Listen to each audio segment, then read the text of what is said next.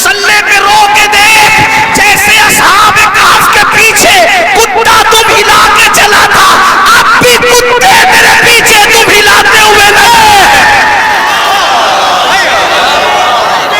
نعرہ تکبیر، نعرہ رسالت، نعرہ حیدری، مسلک اعلیٰ حضرت۔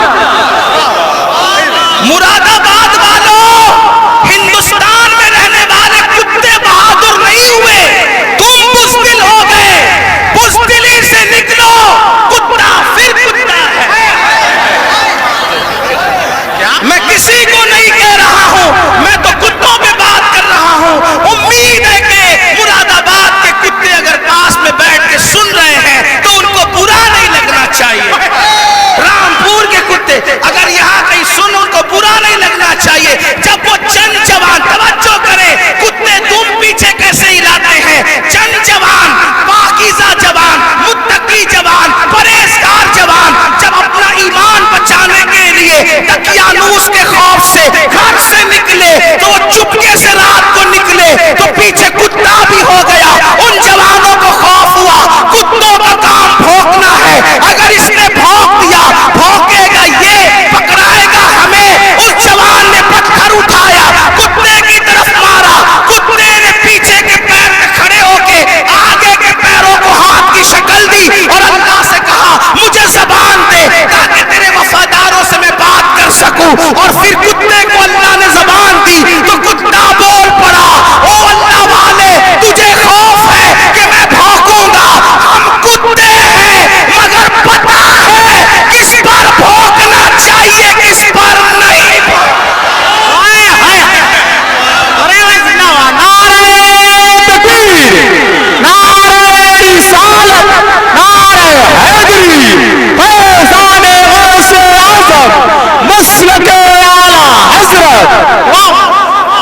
اور یہ بات میں کسی کو طنز نہیں کر رہا ہوں، ہمارے قرآن میں لکھا ہے۔ اور پھر وہ کتا وفادار بن کے دھوم ہلا کے پیچھے پیچھے چلا، لیکن کتا تھا، کتوں کی برادری کا تھا، مگر مسلمان کا وفادار کیا ہوا، خدا نے اس کے لیے بھی جنت کا اعلان کر دیا۔ پتا چلا تو کتنا قیمتی ہے مسلمان، تو اللہ کا وفادار بن، کتے تیرے وفادار، یعنی اگر تو گناہ چھوڑ دے کتے تجھ پہ بھونکیں گے بھی نہیں۔ کتے نہیں بھونکیں گے تجھ پہ اگر تو سارا مسئلہ گناہ کا ہے، ہنسنے کی بات نہیں، گناہ چھوڑو پھر دیکھو زمین تمہاری فرما بردار ہوگی۔ بات دور نکل گئی، عرض کر رہا تھا ایک ایسا وفادار تھا ملک ملت کا جسے فخر ہے ملک کو ملت کو، اس کو دنیا ٹیپو فتح علی کہتی ہے، جسے ہم ٹیپو سلطان کہتے ہیں۔ بڑا بہادر تھا، جب تک کہ وہ رہا ہمت نہ تھی بزدلوں کی کہہ سکے کہ ہمارا ہے ہندوستان، اسے شہید کر دیا گیا۔ اس کے بعد کہا ہمارا ہے ہندوستان، تو ایک بات جو کہنے چلا تھا یہ کہ حلال سے وفا پیدا ہوتی ہے، ماں باپ کی، حرام سے نہیں۔ محلے سن لیں، اللہ اکبر، انگریزوں نے ٹیپو فتح علی سلطان سے کہا ڈیل کرنی ہے، کسی معتمد کو بھیجو، بات کریں گے۔ سلطان کو لگا میرے بھائی سے بڑھ کر میرا معتمد کون ہو سکتا ہے۔ سلطان نے اپنے چھوٹے بھائی کو بھیجا، جاؤ انگریزوں سے بات کر کے آؤ، انگریزوں سے گفتگو کر کے آؤ، معاملات طے کر کے آؤ۔ بہنوں کی خاص توجہ، اللہ اکبر، چھوٹا بھائی گیا، جانے کے بعد دیر ہو گئی تو قریبی ندیموں نے، قریبی دوستوں نے سلطان کے بارے، سلطان کے کان میں کچھ بات کہی۔ سلطان کھڑے ہوئے، غصے میں آئے، حالت غصے میں ٹہلنے لگے، اور دیر ہوئی، ٹہلتے ٹہلتے ماں کے کمرے میں جا گھسے۔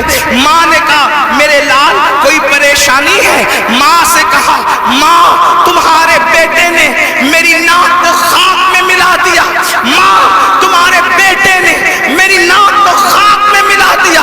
میرے دوست کہتے ہیں معتمد سمجھ کر بھائی کو ڈیل کے لیے بھیجا تھا، بات کرنے کے لیے بھیجا تھا، لیکن وہ انگریزوں سے ہاتھ ملا گیا۔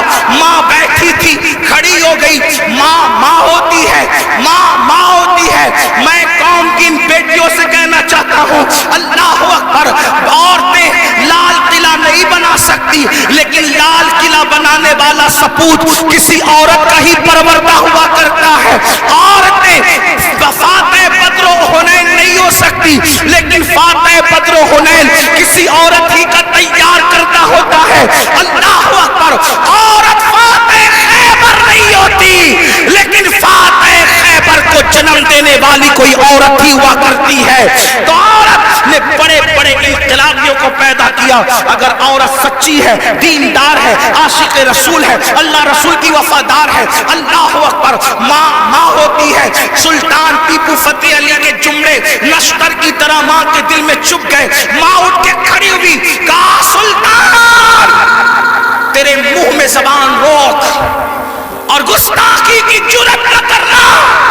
तूने कह कैसे दिया कि मेरा बेटा मुल्क मिल्लत का गद्दार है?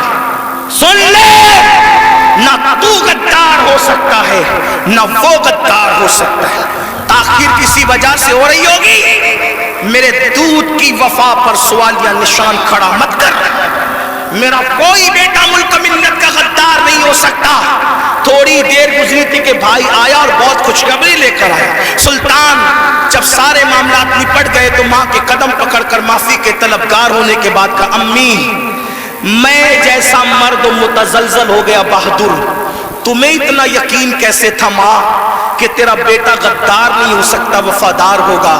तब माँ ने कहा था, बेटा मुझे अपने आप पर नहीं रसूलुल्लाह की निस्बत पर यकीन है। जब मैंने तुझे और तेरे भाई को दूध पिलाया तो कभी बगैर वुजू दूध नहीं पिलाया। हमेशा मैंने बावुजू मदीने के ताजदार पर दुरूद पढ़ते हुए दूध पिलाया है। ये वुजू और दुरूद की बरकत है कि मेरी कोई औलाद मुल्क मिल्लत की कभी गद्दार नहीं हो सकती। सूद का पैसा कमाकर बच्चों को हराम खिलाकर चाहते हो तुम्हारा बेटा फतेह अली बने? याद रखना, ये बहनें हैं, सीरियल देखते हुए बच्चे को दूध पिलाएगी, ज़िना के मनाजिर देखते हुए दूध पिलाएगी, गंदे गाने सुनते हुए दूध पिलाएगी। इनकी गोद में सलाहुद्दीन जो भी पैदा होगा हरगिज नहीं।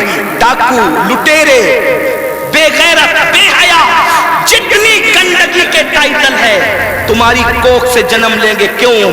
इसलिए कि तुम्हारी गोद में मरियम का तकद्दुस नहीं, तुम्हारी गोद में सैयदा फातिमतुज़ ज़हरा की हया नहीं, तुम्हारी गोद में आयशा सिद्दीका की पाकीज़गी नहीं। कितनी गंदगी करोगे? कम से कम मुसलमान होने का तो ख्याल करो, कम से कम आखिरत का ख्याल कर लो। बात समेटते हुए अर्ज करूं, आप देखें तो सही, अंदाजा तो करें। 8 दिन से मुसलमानों की जो शरीफ और दिल में दर्द रखने वाला मुसलमान है जी, उनकी आंखों से आंसू नहीं खुश्क हो रहे हैं। उलमा कुनूत नाज़िला पढ़ने की गुजारिशात कर रहे हैं। क़िबले अव्वल बैतुल मुक़द्दस का क्या हाल, फ़लस्तीन की सरजमीन पर मुसलमानों की पोजीशन। हमसे ज़्यादा इंटरनेट का इस्तेमाल आप करते हो, हमसे ज़्यादा यूट्यूब फेसबुक इस्तेमाल आप करते हो। देखो उनके घरों का हाल, गौर करो, सोचो, तवज्जो करो। नहीं देखी वो क्लिपें? एक माँ के 2 बच्चे, दोनों शहीद हो गए, उसकी गोद उजड़ गई। मैं यहाँ जो माएँ और बहनें मौजूद है उनसे कहना चाहता हूँ, किसी माँ की गोद का दर्द एक औरत से ज्यादा कौन महसूस कर सकता है? लेकिन हम क्या कर रहे हैं पता है? हम इतना बड़ा कारनामा अंजाम दे रहे हैं इसमें, फलस्तीन के मुसलमानों के इसमें, कि जो वीडियो और जो क्लिपें और फोटोज आ रहे हैं बस एक दूसरे को ग्रुप में शेयर कर रहे हैं, देखो ये हो रहा है, ये हो रहा है। उनके लिए किया क्या? उनके दुख में कहां शरीक हो तुम? बताओ। अल्लाह के रसूल सल्लल्लाहु अलैहि वसल्लम ने फरमाया, मोमिन एक जिस्म की तरह होता है। बेशक बेशक जिस्म के किसी भी हिस्से को तकलीफ पहुंचे पूरा जिस्म तड़पेगा। आंख में अगर कचरा चला जाए आंख रोएगी, दिमाग मशवरा देगा, हाथ हरकत करेगा, प्लान बनेगा, कचरा निकाला जाएगा। कोई ये कहेगा कि नहीं, हाथ ये नहीं कहेगा कि मुझे तकलीफ नहीं है मैं कुछ नहीं करूंगा। दिमाग कहेगा कि मुझे कोई प्रॉब्लम नहीं है मैं कुछ नहीं करूंगा, मुझे क्या, मैं ट्राई नहीं। जब तक जिस्म में जान है कोई तक गुजरो, पैर दर्द कर रहा है, आंख रो रही है, दिल धड़क रहा है, हालांकि आंख और पैर में कितना फासला ہاتھ بے-چین ہو رہا ہے، دل کی دھڑکنیں تیز ہو رہی ہے، کب تک؟ جب تک جسم میں جان ہے، لیکن جان نکل گئی پھر اس کو مارو کاٹو کچھ بھی کرو، کوئی تکلیف ہوگی کوئی درد ہوگا؟ نہیں ہوگا۔ تو جب تک مسلمانوں میں ایمان ہے، کسی بھی مسلمان کو دنیا کے خطے میں تکلیف پہنچے گی وہ تڑپے گا، وہ بے چین ہوگا، وہ بلبلائے گا، وہ بلکے گا۔ آپ سے پوچھتا ہوں کیا دکھ میں شریک ہوئے؟ ہاتھ مت اٹھانا، لیکن اپنے آپ میں ڈوب کر سوچو کتنے مسلمان ہیں جنہوں نے فلسطینی مسلمانوں کے لیے اللہ کی بارگاہ میں رو رو کر دعا کی۔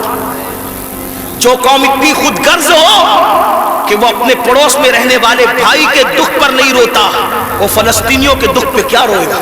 ان سے کوئی تمہارا رشتہ نہیں ہے، جن کی گود خالی ہو گئی، جن کے گھر ویران ہو گئے، آبادیاں قبرستانوں میں تبدیل ہو گئی۔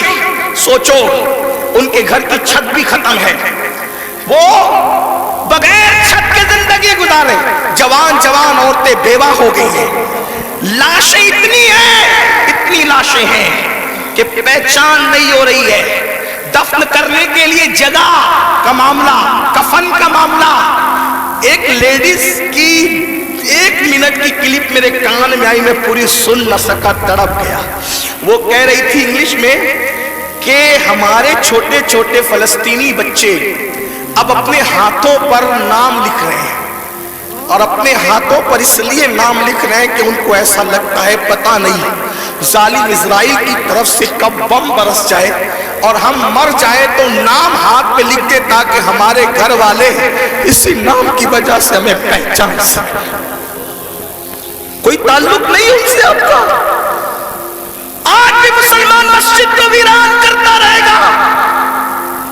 آج بھی زنا کی فلم دیکھو گے تم، آج بھی چہرے سے داڑھی مڈا کر گٹر میں پھینکو گے تم۔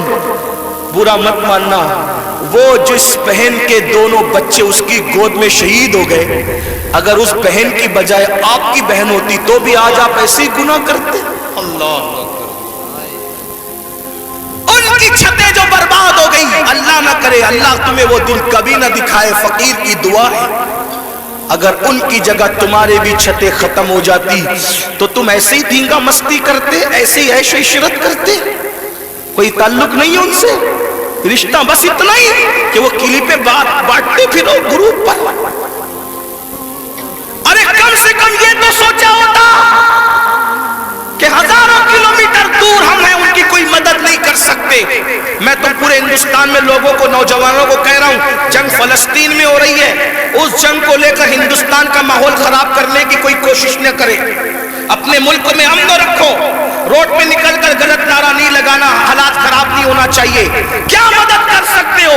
آسان طریقہ، 1450 سال پہلے رسول اللہ نے ہتھیار دیا، الدعاء صلاح المومن، دعا مومن کا ہتھیار ہے۔ روڈ پہ نکلنے کی بجائے 5 وقت مسجد کو بھر دو، اور ہر مسلمان گر گڑا کر فلسطینیوں کی مدد کے لیے اللہ سے دعا کرے، بیت المقدس کی حفاظت کے لیے دعا کرے، اور ظالموں کی بربادی کے لیے دعا کرے۔ ہتھیاروں میں جتنی طاقت نہیں ہے، اس سے زیادہ طاقت اللہ نے مسلمانوں کی دعا میں رکھی ہے۔ انشاءاللہ تم گڑ گڑاؤ گے، گناہ سے توبہ کرو گے، دعا کرو گے، انشاءاللہ فلسطینیوں پر اللہ کی مدد نازل ہوگی، بیت المقدس کی حفاظت ہوگی، ظالم کیفر کردار تک پہنچے گا۔ لیکن بڑی معذرت کے ساتھ نہیں آتے ہو نا، مسجد کی طرف نہیں آتے ہو، سب طرف جانا چاہتے ہو، مسجد کی طرف نہیں آتے ہو۔ پھر کہتا ہوں کتے سے سیکھ لیا ہوتا، جب کوئی کتے کو ڈنڈا مارتا ہے تو کتا چلاتے ہوئے کسی اور کے دروازے پہ نہیں جاتا، کتا چلاتے ہوئے اپنے مالک کے دروازے پہ آتا ہے۔ کتے کو پتا ہے کوئی مار رہا ہے، اگر مار سے مجھے کوئی بچا سکتا ہے تو میرا مالک ہی بچا سکتا ہے۔ مسلمانوں، دنیا تمہیں اتنا پیٹ رہی ہے، دنیا تمہیں اتنا لوٹ رہی ہے، کتا پیٹنے